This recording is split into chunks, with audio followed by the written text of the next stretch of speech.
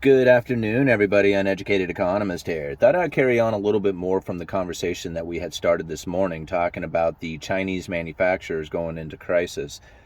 And something very similar is going to be happening here in the United States as well with our manufacturers. Now, I had said it a while ago. If you follow lumber, lumber is going to be a very good indicator of what's going to happen throughout the rest of the economy.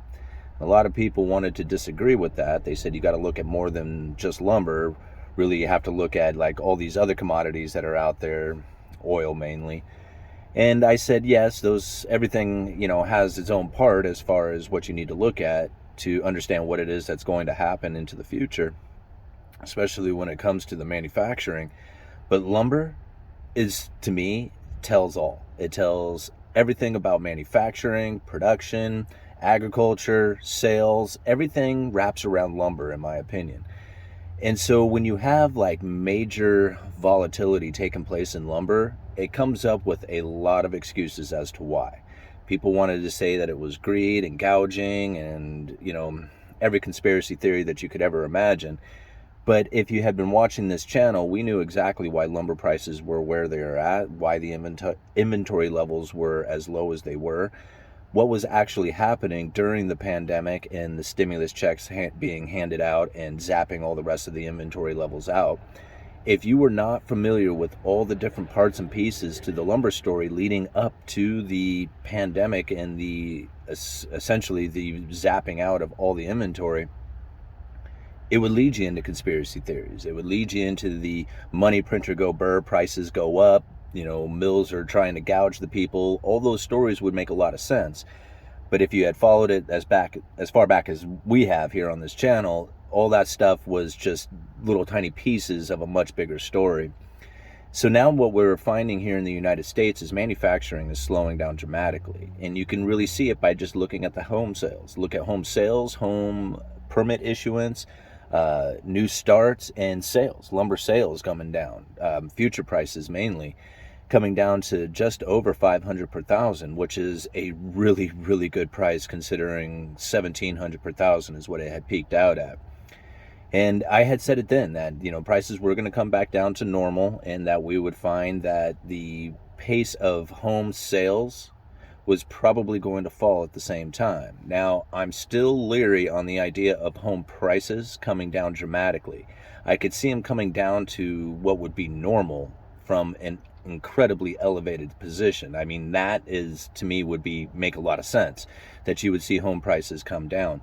But as far as home prices crashing, I don't know if that's necessarily going to be the case. Even if they went to undervalued, like, we saw the pace of home prices coming down and then actually started picking up that pace because people start getting panicky, if that's a word. I like using the word panicky. I don't know. But people start to panic and they start going into sales and unloading their house as cheaply as they possibly can just to get out from underneath it because they feel that the price of homes are going to continue to fall. If there is a pace of selling that starts off like that, then you could see where home prices could crash. I mean, people just wanting to get out of the thing and just hurrying up and trying to drop the price as low as they can. However, the manufacturing of new homes right now is still not at a pace that would meet the overall demand coming from the population growth. Does that kind of make sense? There's still not enough homes out there for the people. And so even if we saw prices come down, I just don't see that it's going to come down significantly for any kind of length of time. It will come down, and if you have cash in hand or good credit or down payments ready, then you might take advantage. You might be able to take advantage of that downturn and get a house that is undervalued, so to speak. But the chances of that are very slim, and most likely it's going to come to a time, excuse me guys, I just ate lunch, but it's going to come to a time here over the next probably couple of years where you see, like, as long as the house prices have been elevated or being in a hot housing market, it's going to take that long of maybe no house price growth, or maybe even some areas seeing it come down. But overall, if you watch what happens in lumber, you're going to find that if lumber sales start to pick up and you see the prices start to move, and it's not like just because prices are moving up, what you're going to find is oversupply, undersupply, oversupply in the lumber industry. So just because you see the prices moving up doesn't necessarily mean that there is a huge demand for lumber taking place. you have to watch what's going on. Like we're tightening up inventory right now. There's mill curtailments happening. There's not a lot of sales. So as the prices come down, mills are backing off on the supplying of lumber.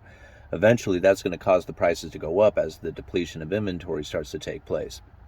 But what you want to watch is that if the lumber prices start to move up, but then you also have like permit issuance kicking up, you have housing starts kicking up, you have a lot of things that are telling you, yeah, the pace of building is starting to increase as opposed to decrease, then that's manufacturing happening out there. And I bet you at that same time or shortly after that, you're going to find manufacturing throughout the rest of the economy is going to start picking up as well. So how long that takes, there's going to be a lag time happening inside of that. But like I said, lumber is going to be a good indicator of it. So watch the lumber prices, watch the permit issuance, housing starts. Those are going to be the things that tell you, yes, manufacturing is happening. And if you start seeing manufacturing in homes taking place, then I would assume that you're going to start seeing manufacture throughout the rest of the economy starting to pick up as well.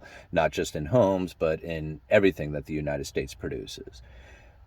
Now, with all that being said, how is that going to benefit the United States? Probably not a whole lot, considering that it's exporting of the things that you manufacture that really causes you to earn an income, right? It's production and savings.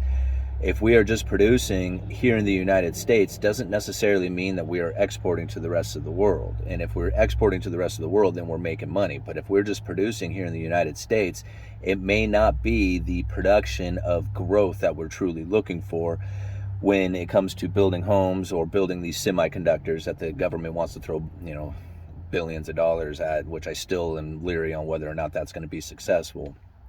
But it's not just like the home sales or the home building or these semiconductors, but more stuff that's being produced within the United States that starts getting export. That's really what you want to see in order to have a good, viable, strong economy. What I feel is going to happen is that we're going to start seeing manufacturing slow down. We're going to start seeing the economy slowing down. We're going to start seeing unemployment rising.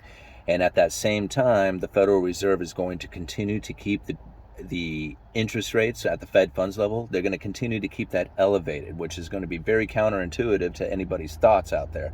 Because just like the Federal Reserve kept interest rates incredibly low during a time when we had a very hot economy, that was to create the inflation, or at least the idea of the inflation out there, because inflation expectation is a self-fulfilling prophecy. But on the same side of that is that if you have high interest rates and low prices, then you can create a situation in which that you can have the economy sort of in a position that not only is benefiting itself, this is kind of hard to describe, but it starts creating a situation in which that people want to save. Right? They don't want to spend their money because they're worried about deflation coming into the future. So that gets them to save. Well, if you can produce and save, well, that produces a stronger economy. So if you start with savings, that will give you at least the benefit of being able to manufacture after that and have something to set, or have somebody who can actually buy that manufactured goods. So this is kind of where I think the government, well, not the government, because the government doesn't have anything to do with it. This is the pace that I think the Federal Reserve is looking for, is that it's not necessarily to increase manufacturing at this point because manufacturing is slowing down, but to create that savings. And then once people get into an idea that they don't want to spend money and that they're going to hold on to their money, then if you can start getting a manufacturing base to pick up, then you got manufacturing and savings taking place, and you might have an economy that doesn't collapse in on itself due to the excessive debts that we have. I'm gonna stop talking. Uneducated Economist, you guys let me know.